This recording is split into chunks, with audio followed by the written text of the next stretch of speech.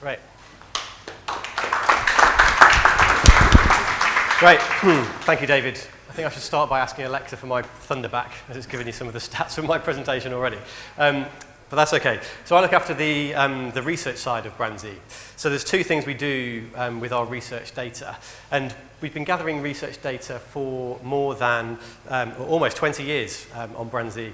And we not only use the research data to generate research insights, but as David suggested, we also combine that research data with financial data to produce brand valuations. So how many of you have heard of the BrandZ Global Top 100? A relieving number of you. Okay, good. So I won't go into detail about that, but clearly the Amazon growth story has been a pretty spectacular one. So for the next 10 minutes, I'm going to use the valuations data and the research data to tell you the story of Amazon's growth in brand equity and why it's such a strong brand, essentially. So to begin with, let's start with the brand valuations data. And the first slide I've got, when it pops up, basically shows the difference between, or will show the difference between the growth in the global top 100 most valuable brands from when we started the brand valuations work all the way back in 2006 to the latest top 100 we published this year. So 12 years worth of valuations data. And over the course of that 12-year period, you can see what we have here is the total value of the top 100 brands for each of those years. So you can see the top 100 brands in the world have increased their brand value in that 12-year period by a massive 152%, which is pretty impressive stuff. But when we build in the Amazon growth story in brand value terms over the top, over the same period, 2006 to 2017, the Amazon brand has actually increased in percentage terms by more than 2,000%.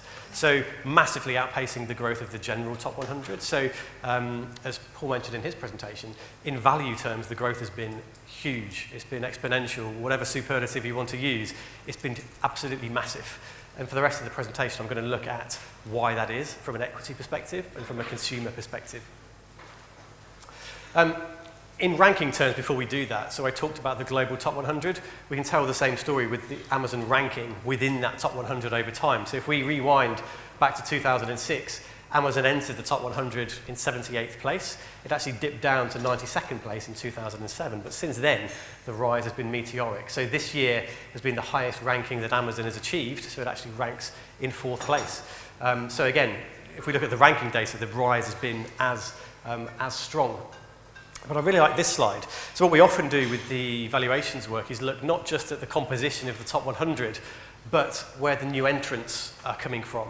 So these are not just the new entrants, but the top 10 risers in percentage value terms over the course of the last 12 months. So between 2016 and 2017, which brands within the top 100 increased their brand value by the biggest proportion, essentially?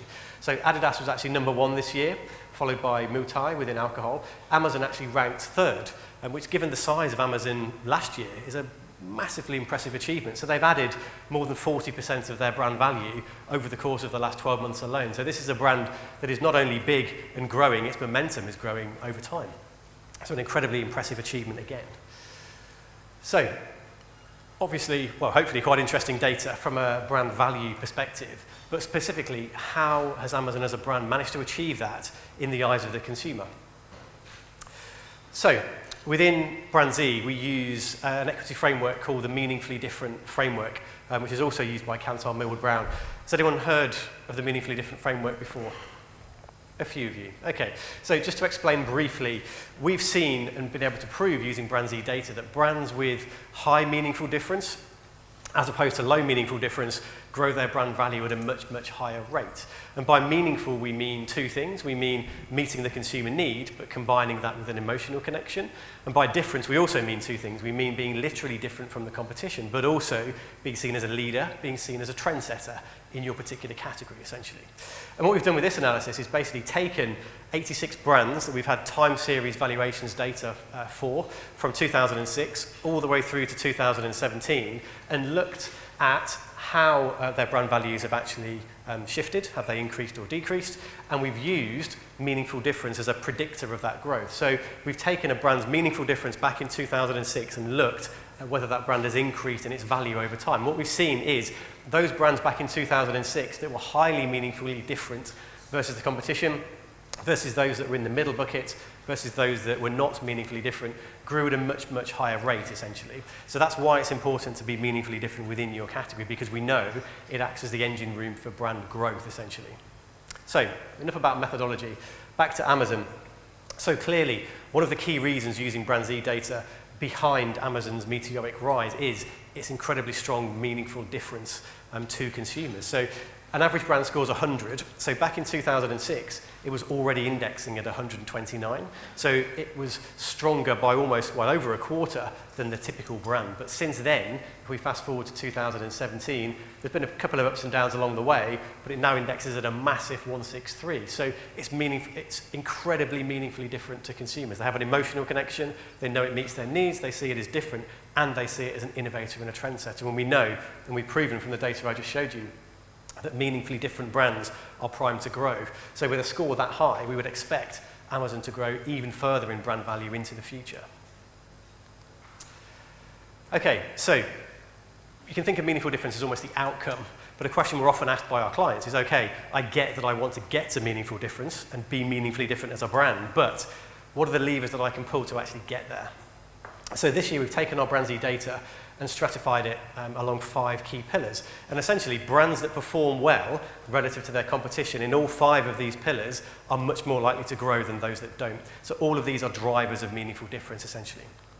And we've taken that a stage further to be able to say, if you can tick all 5 of those boxes, so brand purpose, innovation, communications, experience, and love, relative to your competition, we would deem you to be what we call a healthy brand. If you underperform in all 5 of those areas, relative to your competition, we would deem you to be a frail brand. If you're a mix, you perform well in some areas and not others, we would say you're an okay brand. Pretty intuitive, but why does that actually matter? Well, it matters because brands that tick all 5 boxes and are healthy grow at a 6 times faster rate than those that are okay, and those that are frail, they grow at a 15 times faster rate. So the difference is dramatic. So it's in your interest as a brand to tick as many of those 5 boxes as possible. Any guesses as to how many Amazon ticks? 5, correct. So 2 things about this slide.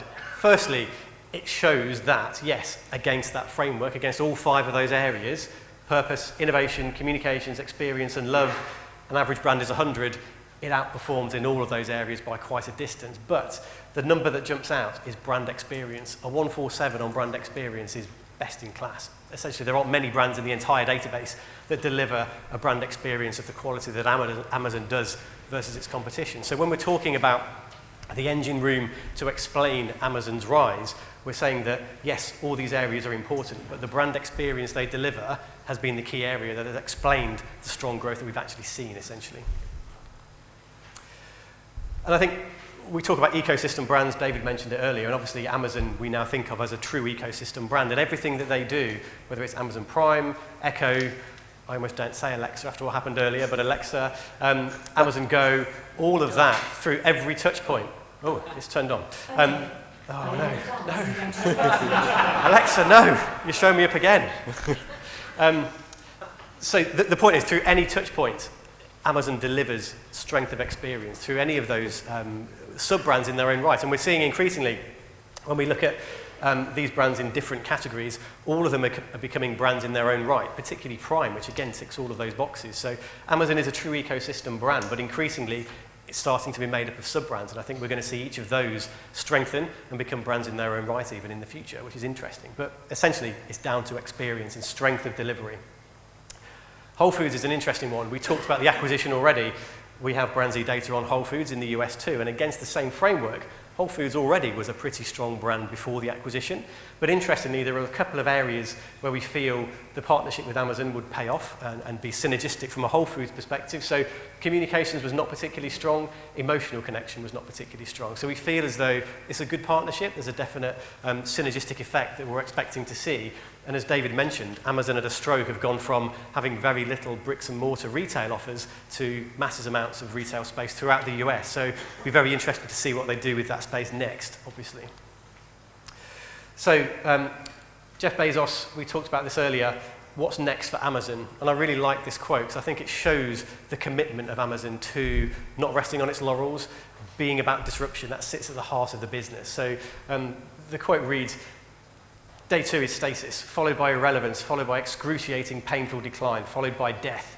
And that is why it is always day 1. So pretty dramatic stuff, but I think you get the message. The point is, we're an innovative company. We see ourselves and define ourselves as an innovator and a disruptor. So clearly, wherever they go next, the Whole Foods acquisition being a great example, it is going to be a disruption to the marketplace. This is a company that is going places, and it's because that sits at their core, and delivering that through their strength of brand experience totally explains why we've seen this exponential growth. And certainly based on BrandZ data, we would expect that to continue into the future.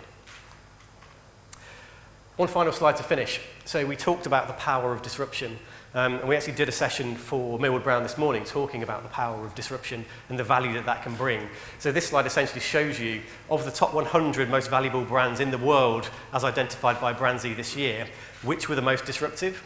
And actually Amazon sits at number 5 on that list. So it shows you, yes, Amazon was a disruptor when it first came to market years ago, but it definitely retains in the eyes and the mind of the consumer that disruptive capability. It's a brand that bleeds disruption, bleeds innovation. That's how it's perceived by consumers, and that alone adds value to the Amazon business for sure.